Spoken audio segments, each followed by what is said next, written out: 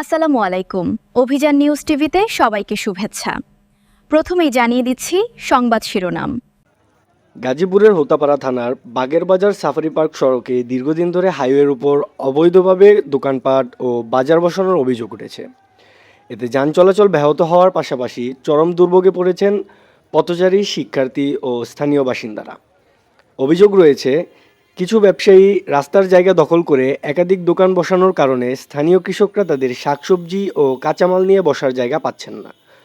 ফলে রাস্তার উপর বসতে গিয়ে সৃষ্টি হচ্ছে যানজট ও নানা বিরোধ। সম্প্রতি হাইওয়ে পুলিশ বাগেরবাজার দক্ষিণ থেকে উত্তর চৌরাস্তা পর্যন্ত সড়কের দুই পাশের অবৈধ স্থাপনা উচ্ছেদ করে। তবে স্থানীয়দের অভিযোগ, উচ্ছেদের পর আবারও দখলের চেষ্টা চলছে। হাইওয়ের উপর যেন কোনোভাবেই দোকানপাট বসাতে না পারে সেজন্য কার্যকর ব্যবস্থা নিতে জেলা প্রশাসনের দৃষ্টি আকর্ষণ করছেন স্থানীয় বাসিন্দারা।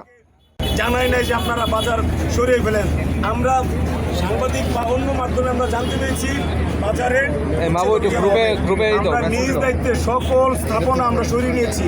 আপনারা দেখবেন কোনো স্থাপনা নাই, তারপরও রুট সাইড হাইয়ের দেখো দিয়ে আমাদের লোকজন শুধু মাটি ঘুরে এখান থেকে ওখানে, ওখান থেকে ওখানে জড়ো করতেছে। এর কারণে শত শত পরিবার আজকে রাস্তা আপনি দেখেন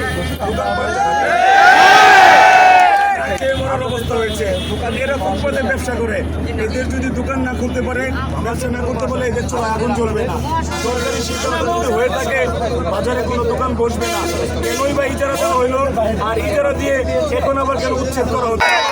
আমার শ্বাস নিতে কষ্ট হয়। আমি এক্সরে করিয়েছি, আমার বুকে তারা সহজরে আঘাত করেছে, আর আমার সহযোগীকে রড দিয়ে বাড়ি দিয়েছে, আমাদের টেনে হিচড়ে আমাদেরকে একাকার করে ফেলেছে। আমি প্রশাসন এবং দেশবাসীর কাছে বিচার চাই। আমি এই সন্ত্রাসী মহিলা